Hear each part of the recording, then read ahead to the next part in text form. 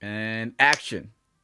Welcome back to the Power Rankings, Week 1. Last week we had the post draft Power Rankings where Num Wico de Nexus, uno. we go de uno, semana uno. Se mañana es muy bueno. All right. Hello, hello.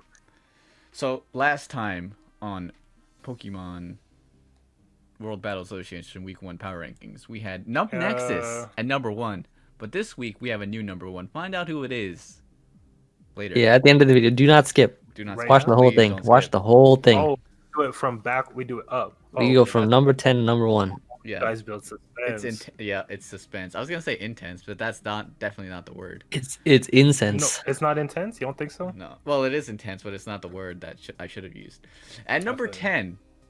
10, we're gonna start with 10 and not do. We're gonna do top 10 and not the 16 coaches. So at number 10, I have myself.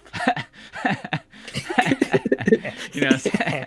You know what I'm saying? So basically, I didn't play this game that well.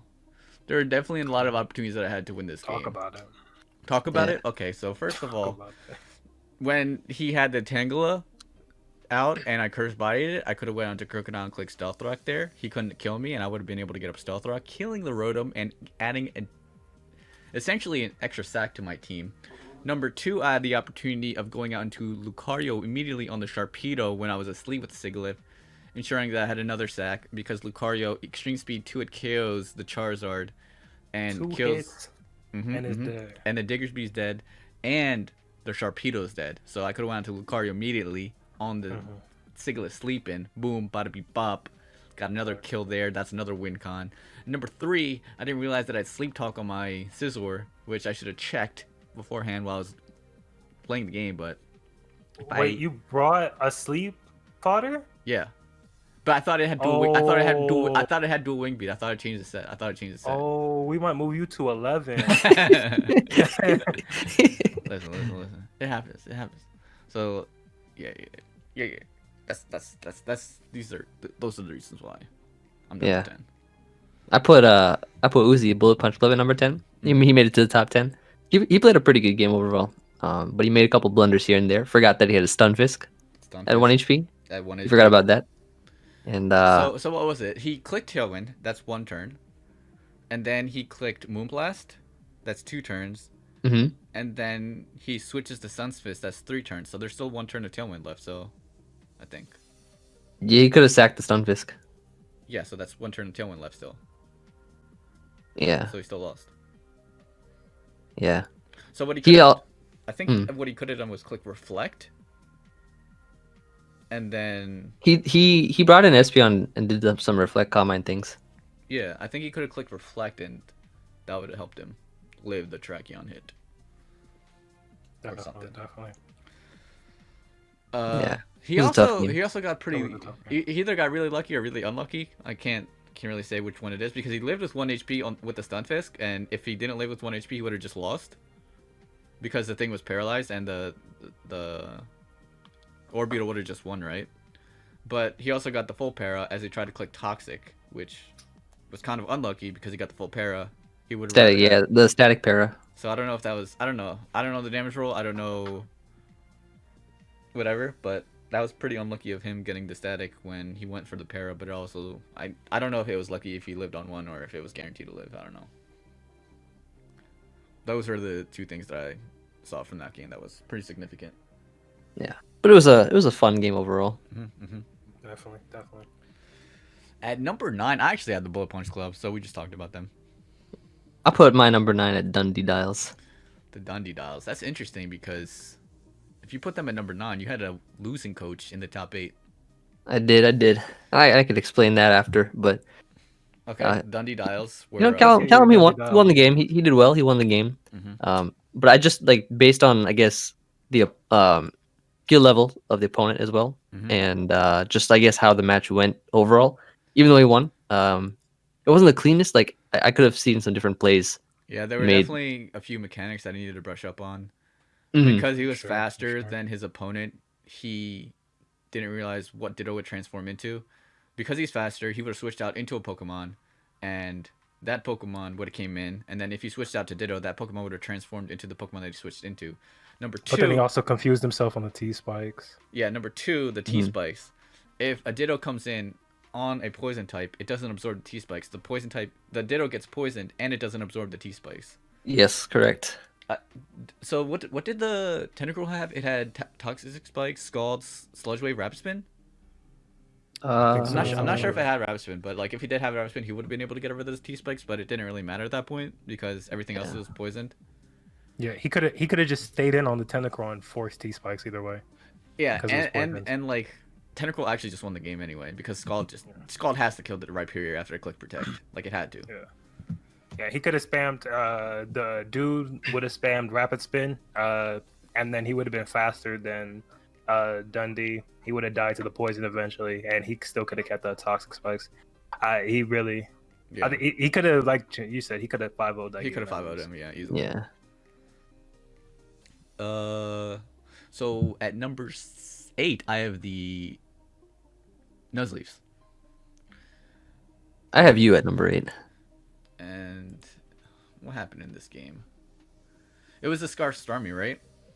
It was in the end. So, Steve lost his one Pokemon that I think his Drapion, right? He should have kept that around, I think.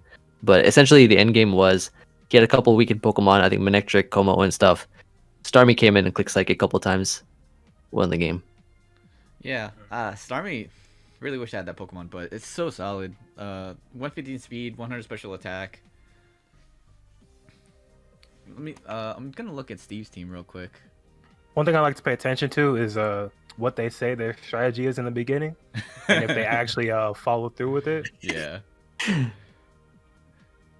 Scarf Stormy is actually really interesting against the matchup though because he has Drapion and Mantine, Steve.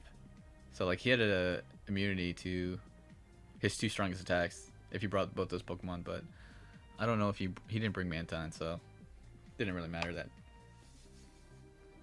he locked himself. But it also probably had Trick, so I really like Trick in this format because it lets you set up with your other Pokemon really well. Yeah. Trick, a Scarf, or a Specs, or a Band, and then go on to another Pokemon and be able to set up a sweep by being and that Pokemon that you trick is essentially dead unless it's an offensive Pokemon, which usually it shouldn't be because if you're tricking a Pokemon with an offensive Pokemon, it's usually going to be a defensive Pokemon. Yeah, but sometimes people make a play. You never know. Yeah, you can make an offensive play.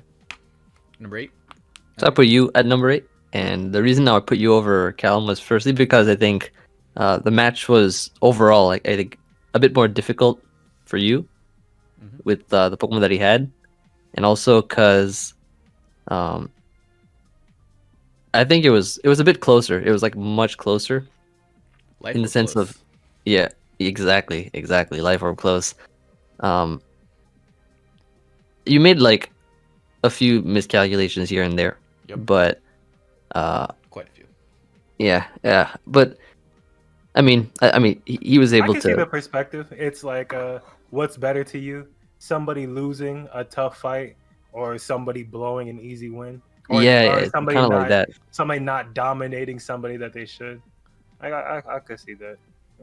I kind of see that. I would still, honestly, I would put the Dundees over a little bit just because he did still win, and I mean. I do that's true, but like, it was way closer than it should have been.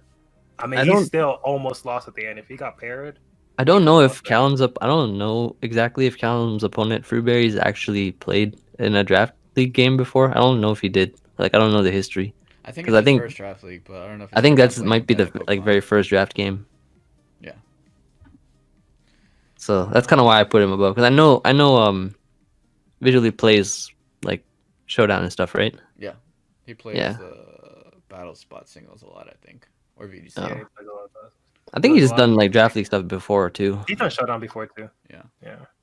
But yeah, that's why I put you a little above, because just the overall like match itself. So at number 7, I have the Steel Wings. So Chase actually, I like the team that he brought. What was it? The Iron Defense or Beetle, with Body Press, Recover, and Psychic. So I don't know. I don't really respect Orbital that much, but I guess I should because that game was pretty incredible. Wait, what's the name of his team? Chase? Oh, Is the Seabad, his team is Detroit Steelings. Detroit Steelings? Yeah, he brought the Iron Defense body press set on Orbilet. That's pretty nice. Oh, he brought an Orbital. Nice. I can respect that. I guess you like Orbitals, I guess. I have him higher because he like Uzi's like definitely someone who's been playing draft for a while, and I don't think I don't remember when the last time Chase played a draft game was, because I don't think I was in a season with him. Maybe last season. I don't know if he was there, but He was, I think. oh, he was. Okay. I know he does do draft leagues though. Like he's done. Yeah, I know. I've played him quite a few times, but I think that it was just a more impressive win. Yeah. He swept him with this. He didn't. Or no. He didn't sweep him with this, but it like pretty He much did broke down his sweep him. entire team, because he set Yeah. up against a copper Oh, he jack. got a Like crit, I see. what? No, I'm watching it right now. Yeah, I saw he was in front of Copper Raja. I clicked Heat Crash. That boy, Iron Defense on a Heat Crash, and that was it. Yeah. The crazy thing, it was Culverberry, wasn't it? The Orbital. Yeah, I think so. I think so. I'm not on it right now. Yeah, so I like that it was, I don't know, because I feel like Orbital being weak to Stealth Rock with a pretty defensive set, you might need to go heavy duty boots. But what was the Culverberry for? Hydreigon, I think. Hydreigon. Oh, okay. So that's another thing I wanted to mention. Uzi Gunner needed to really think out his plays a little bit more, because he went up to He ended up Tangrowth. stacking the Hydreigon. Yeah, he went up to Tangrowth, and he was like, do I need Tangrowth? He's like, yeah. So he then sacked Hydreigon, and then later on in the game, he's like, this Orbital's a problem. So maybe he shouldn't have sacked the Hydreigon, and he should have sacked the Tangrowth. Like, you need to be a little bit more decisive, like with the Pokemon that you're gonna sack, because this isn't like a showdown ladder game. Like, you need to. It's tough with the timer too, because you don't have as much time to really think about the plays that you're gonna make, because there's That's true. about time, and then with the calcs and everything, it's really difficult to really format a. That's why you gotta play it like a showdown game. Like, you just gotta click and then just click like you're skipping turns and click and click and click. Click. Yeah. That's unfortunate. I wish the timer was like 15 minutes. That would be. 15-minute chess time would be nice. Or if it's like an actual chess game where it's like for example, let's say that's like 10 minutes, and then each time you click a turn is like plus 8 seconds. Yeah. Imagine that. That'd be so good. I wouldn't like a +8 though. That'd be so annoying. Because at one point you could just be stalling and then just get your time all the way back by just clicking moves. I mean, you could be stalling, but then it's like just like a showdown game. Yeah. Where your time probably won't. I don't like the showdown timer either. Yeah, I would like it if it had a +10 attached to it. At my number 6, what's your 7? Oh, my 7 was the Nuzleafs, just for the reason that I think the end game was set up really well. Like, he had the Scarf Stormy, and I just liked the cleanup at the end. And Stormy's like, it's definitely, I think, going to be putting in a lot of work for his team. Yeah, Stormy's actually an incredible Pokemon. At number 6, I have the Dundee Dials. So I put them at number 6 because they, like, I do agree that Callum should have had a more decisive victory there, but it was still a pretty strong victory. He made a couple plays, like with the Cobalion against the Flygon, he clicked Stone Edge knowing that it was going to be scarfed into Dragon Claw, and if it wasn't, he probably lived at the Earthquake anyway, because it's a Cobalion, it's very defensive, and it can take an Earthquake.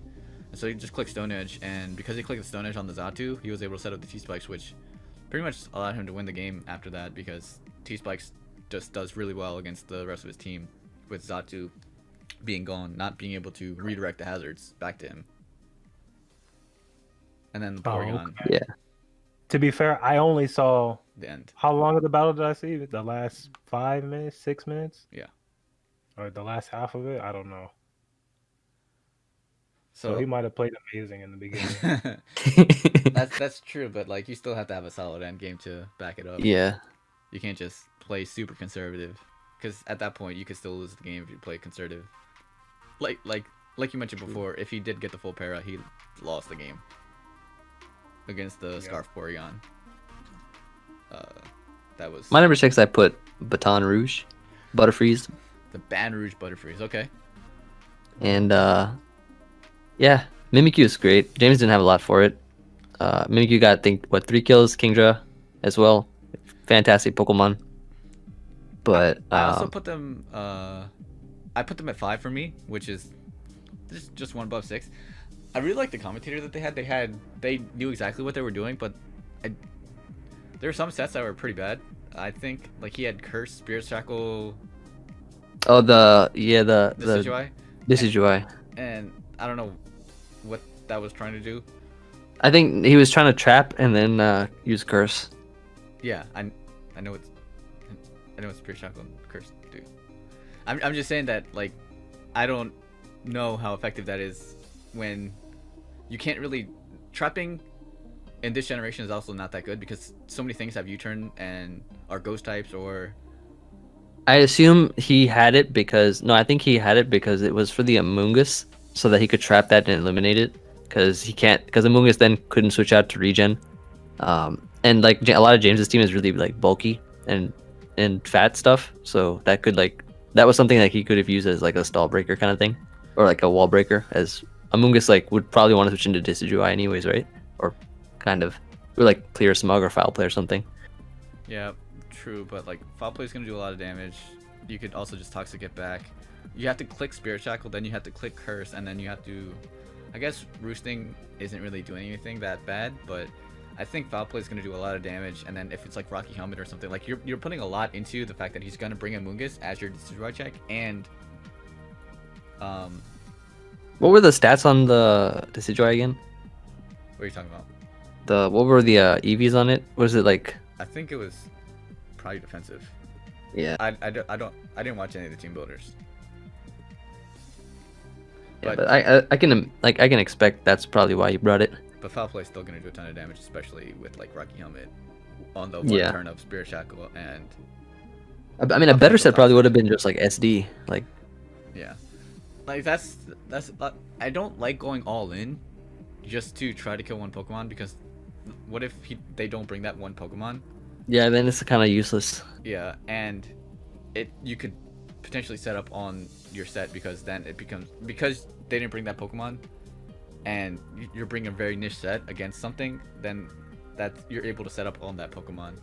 Yeah. And number 2, I don't like the fact that James didn't bring Ironhead on. I don't like how he didn't have anything for Mimikyu at all. Like yeah, you should. Mimikyu is always going to be a threat no matter what, just because of disguise. Like you're gonna get one chance to click Swords Dance, so it's basically like a huge power Pokemon, and potentially even better because if you have a decent matchup against a Pokemon, you could Swords Dance and then Swords Dance again the next turn. Because if you scare away like a Gengar or something that they really need against your team, you could get up 2 Swords Dances, which is stronger than obviously like nearly every Pokemon in the game.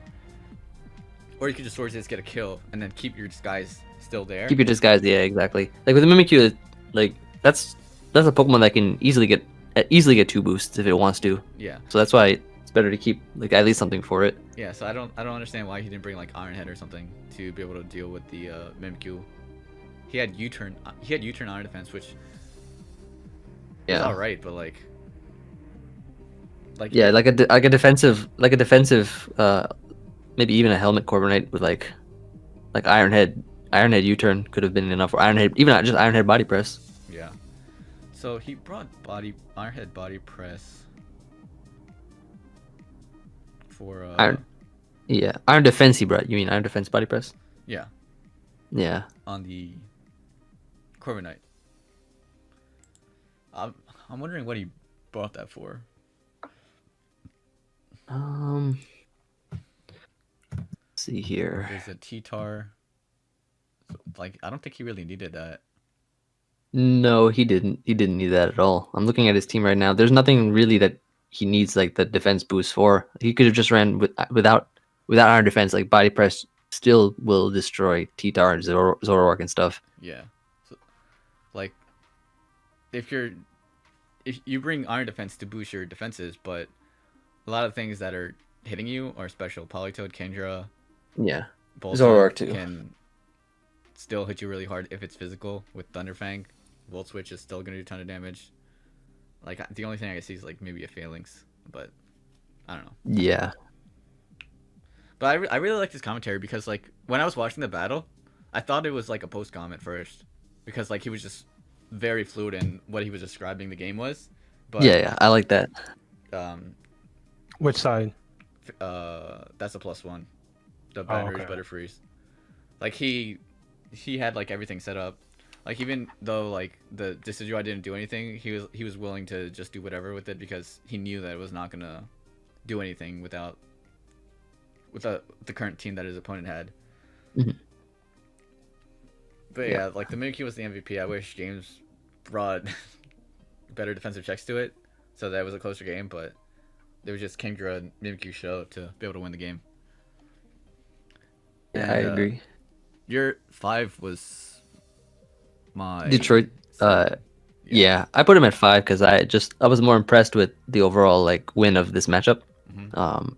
And yeah, he did what he needed to do to win, capitalize on some of the errors that Uzi made, and just was able to win the game. Yeah, that Tracheon, now that I'm thinking about it, was like so good for him because Yeah. it forced so many errors from Uzi.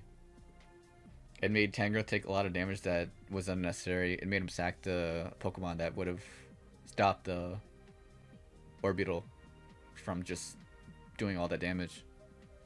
It was pretty good prep. I like that.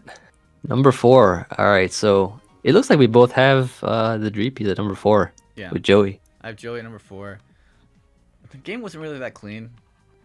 The Snorlax got crit by a body press immediately from Joey, which is kind of weird, because like it didn't. Not only did it not kill, but the Snorlax. Wait, Joey got luck? Oh. Oh. Oh no! Oh no! What a surprise! Yeah, like early on in the game, he crit the Snorlax, which was pretty big for him. Because otherwise Snorlax would have been able to rest or something, right? Snorlax didn't need to rest, but it would have been able to really do a lot of damage against, because Joey had to.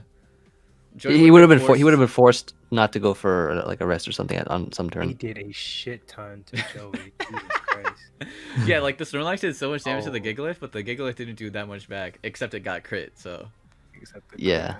So he would have been forced to go out to Slowking to try to teleport, I think, into Noivern. Into Noivern, so that because Hurricane was a 2-hit KO. Yeah, but it might have OHKO'd, or at the amount of HP that was at, I'm not sure, but I'm pretty sure it was gonna be a 2-hit KO. Because the sand was still up, so it negated the leftovers. Knowing Joy, of course, he would have hit both Hurricanes and confused one of them, and crit one of them too. Sounds like we got Joey haters here. Ooh. I'm just. Oh. I'm just. Ooh. And that body press did about. It did solid 26. Yeah. 27. Yeah. Solid. So like the Slowking, I think would have been able to. I don't know why. I didn't like the fact that he brought body press rest. I felt like Darkest Lariat would have been so much better because Darkest Lariat actually hits a Slowking, and it's like solid. Dark fighting coverage is still really solid. And it would have. I think. I don't know. Maybe Darkest Lariat would have been able to kill the Darkest Lariat on who? On Snorlax. On Snorlax? Yeah, I was thinking that because it goes through the defense boosts on any of his Pokemon. And Dark fighting coverage is very good. Yeah. When I was first watching it, I was thinking he probably had Darkest Lariat, but I didn't see it. It was not that. I mean, I don't think the body press crit really mattered that much, did it? It forced I think the Snorlax to go for rest. I think in the end, though, Joey still would have won. It just would have been closer. Yeah, I think he would have won. It forced it to rest so that it was sleeping, yeah, but it also would have been at lower HP, and it would have been awake. So I don't know. He might just went out to. Did he have something that would have killed it? I can't really tell. Joey had the Noivern, which I wouldn't have killed. Would have killed it at like. It was the choice specs Noivern. Yeah. How much was he at before he hit it? Oh, it was at full. Oh. Yeah. Oh yeah. Yeah. That's why I had Joy at number 4. Like it was a pretty dominating win, but he got pretty lucky in getting the win. Yeah, and also I think because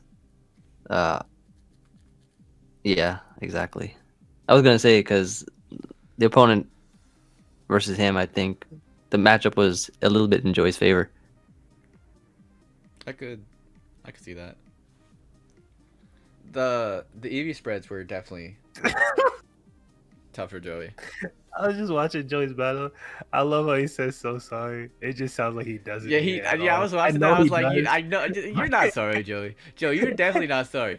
Listen, this is what Joey does. This is what Joey does. But Joey On definitely every made it showdown sound live, like on every showdown live, he's like, just crit here, and then he gets the crit, and he's like, does he say he's he's like, sorry I'm there? so sorry. Does Joey dude. say I'm he's sorry He's there? like, he's like, I'm so sorry. like that If somebody told me that, I'd be like, fuck you. You don't give a shit. He's like, Anyways, that's so bad for him though. Like, I'm so sorry, dude. Like, yeah, right. man. Yeah, right. Yeah, if I didn't know Joey, I'd be upset. I'd be like, this nigga, bro, what the fuck? This guy's a fucking asshole. Number three, I have the Antarctic Aegis Lashes. I have Antarctic Aegis Lashes as well at number 3 because they defeated the one and only Chimpact. Yes. Very strong opponent. That was a well played battle. WBA champion, APA champion defeated. Come on, I had to put him at number 3.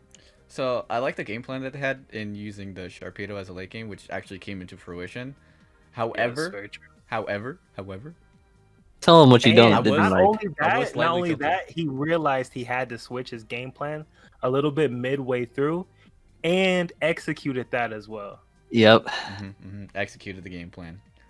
And he bluffed Chimpact so hard with a Charizard. Listen, that was supposed to be belly. You can't bluff that. You can't. It's standard. It's standard to run heavy duty boots. It's standard. You can't bluff. You can't bluff heavy duty boots. It's like Moet saying he's bluffed Boca Run with heavy duty boots. You know Moet's gonna run heavy duty boots every week. I bluffed it. You're not gonna bluff heavy duty boots, bro. What's his name? Patty didn't think I was running heavy duty boots. Yeah, right. He's like, shit, I don't know what he got. I was like, yup, I'm mysterious. That's me. That's yeah. Moet. Heavy duty Mysterious. boots. That's what I don't even know. I don't even know what heavy duty boots does. We don't even wear boots out here. You feel me? All I got is slides. Yeah, but let's Tangela with the sleep powder was pretty nice. Knockoff, little tech. Decked out. Talking about visually, I think he definitely played the game well. I think there was a couple of things that a couple moments where had he played a little more aggressive, he could have took the game into his own hands a little bit. I think he more relied on you, like, I don't know, not really playing bad, but not playing as good as you could. Yeah. Like it was really a lot of reactionary plays, but they were good reactionary plays. They were solid. He made a lot of solid reactionary plays. And there was a couple predictions. There was a couple predictions too. I think which one was it? It was when it was something to do with your crocodile. I can't remember right now. No. That was not a prediction. No, that was not a prediction. So I went into Sigilyph. He was sacking his Rotom. I watched his battle. He was sacking his Rotom, his defogger, and I was like, "What are you doing?" I tried to get him. I tried to get my Rotom. I tried to get my Crocodile back. That's what it was. Yeah, you had your Sigilyph in on his Rotom, and he was like, "Oh, Chimpact's gonna take my Rotom, so I'm gonna defog and get rid of that." Yeah, I was so mad when I watched that because I was like, man, why did you Volt Switch? Volt Switch, bro. Sheesh. That's how it was. Yeah, that actually getting rid of those rocks made sure that he didn't lose the game. Yeah, because his Charizard didn't have heavy boots or anything, and then that Sharpedo lived by the sliver of a life form. If I had a normal Sigilyph, you would have won if you had a normal Sigilyph. Oh my god, you would have crashed. That's so bad. So I have a number 3 because he played really well, but like his prep was I didn't agree with the prep because you bring Stealth Rock, Jirachi. Without a doubt, your team was better. My team was definitely better. Yeah. Without a doubt. That's why I agree with him being up so high. Yeah, he definitely played better in that game because I definitely didn't play well. Like his prep, I didn't like his prep. He had Stealth Rock, Jirachi with 2 Pokemon that were weak to rocks that weren't heavy duty boots. And he was relying on Rotom to defog, and Rotom defogging isn't that consistent against my team because I have Zero Aura, Sigilyph, which was walled by Rotom, but he didn't know that. Crocodile, which could always just set up rocks. Besides Rotom, he didn't have a ground immunity, did he? He had Charizard. Oh yeah, true. Yep. And Tangela. He had a couple of them. Yeah, He he did. had a couple of Pokemon that could easily take an Earthquake, and Diggersby can take an Earthquake too. Yeah. I don't know. Stealth without a he brought Stealth. I felt like he was gonna bring a Scarf Jirachi to be able to handle my Zero Aura a little bit better, but he didn't handle Zero Aura at all. So that's why I let it get burned, because I thought that he was gonna be Scarf Jirachi, and I was gonna use my other Pokemon. Anyways. Oh, I thought his logic was because I didn't watch your side, I just watched his side. His logic made sense to me that your Zero Aura was special. It was special. And then I saw a knockoff in the Volt Switch. I saw how much the Volt Switch did, and I was like, okay, Chimpact Zero Aura should be able to. It was do it was what, 3 attacks. It was three attacks Volt Switch. Oh, sorry, 3 attacks knockoff. Yeah. And then that's why he let it get burned, because he didn't care, because it was special attacker anyways. Yeah. Oh, okay. But whatever. At number 2, I have the Chimp Chargers. I actually chose number two as well. You know, I had to be modest. Put myself at number 2. So basically, in this game, Emvee overwhelmed his opponent before the battle even began. That's exactly right. Nexus was just on team preview. Nexus was doing alright, but then turn 1, he took like 2 minutes to click Stealth Rock against the Dragapult, which, to be honest, was a very This is a difficult timeout? play. Yeah. This is the timeout. Nice. Like, clicking Stealth Rock turn 1 was a very difficult play because his Dredagon was why did he have Yachi Berry? He had Yachi Berry for maybe Mamoswine, I think. Okay, that makes sense. So he clicked Stealth Rock, which was very, very tough. It's a very tough play to make against a Dragapult turn 1. But he clicked it, and you had Defog Stun. Defog on Skuntank. Skuntank. So he clicks Glare on it, and you have Rocky Helmet and Aftermath. So you have a good answer to his Dredagon. Yeah. Being able to get rid of the hazards. However, because of the Glare, it really helps him out a lot. The one thing that I was confused about was he knows that your Dredagon is Rocky Helmet. Why would you run specially defensive Rocky Helmet? So he could have just killed it with Gardevoir and still had the rocks up. Yeah, no, but that's why I switched though. I didn't stay in on Gardevoir with Skuntank at all. I always switched to Centiskorch. To Centiskorch, yeah. But he also switched into. He also did switch. The Pokemon that Skuntank beats. Yeah, exactly. And then finally, I ended up getting a defog off. Yeah. As he Dragon Tails me into the Dragapult.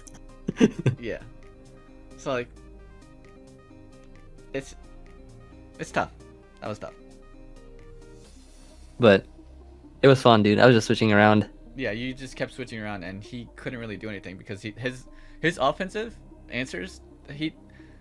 You definitely had the matchup because his offensive answers couldn't do much against your Pokemon without hazards up, and he didn't take advantage of that. Like if you went out to Keldeo, what was your Keldeo answer?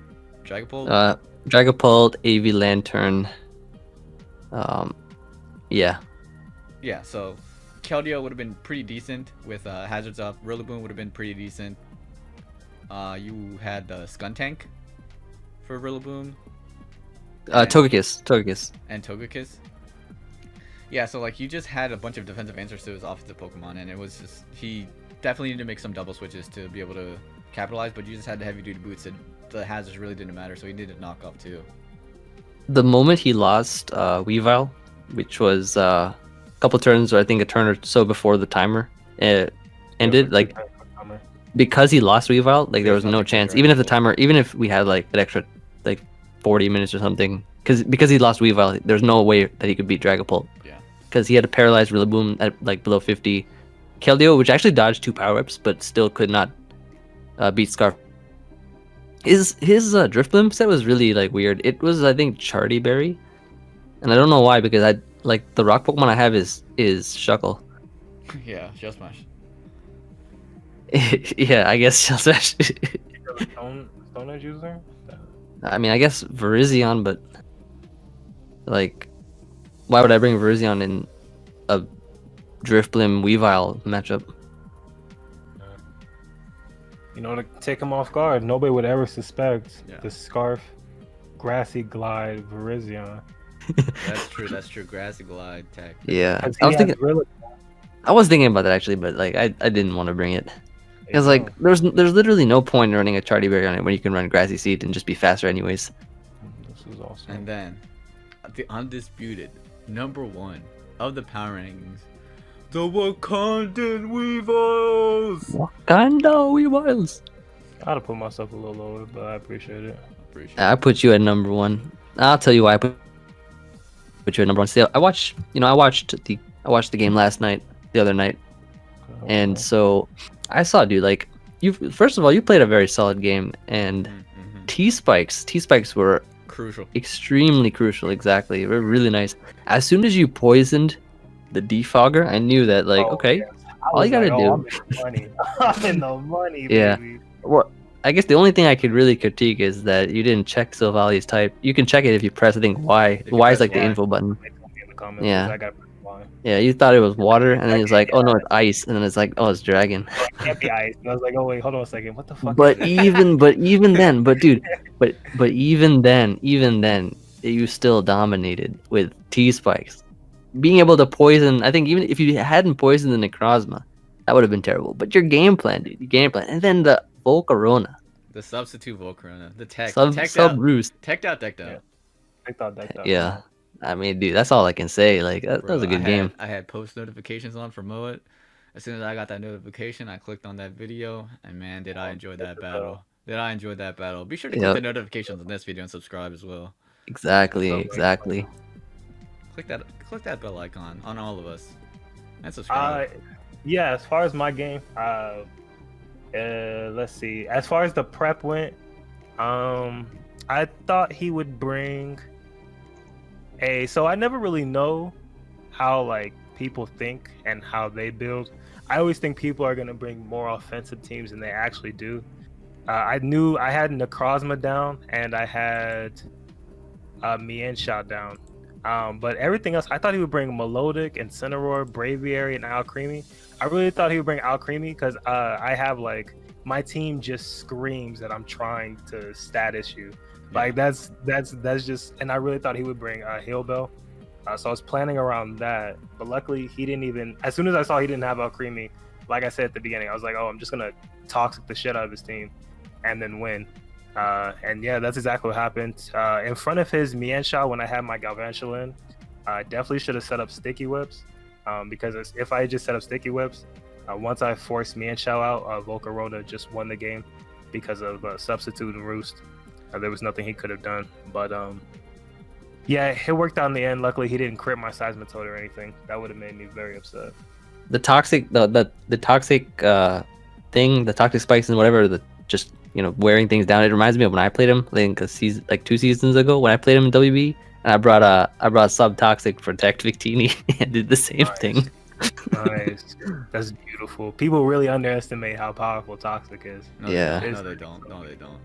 Yes, they do. They definitely do. They definitely do. Toxic broken. Toxic been broken, bro. Yes. Yeah. Only thing broke is Skull. That's true. This is true. That's very true. When you get that turn 1 Skull burn, no other feeling in the world.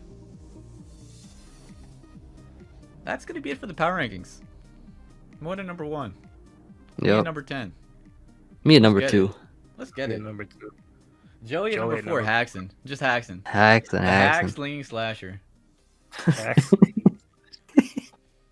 Be sure to give this video a like. Be sure to check out the 2 co-hosts. Subscribe for more content. And we'll see you guys next week for some more power ranking action.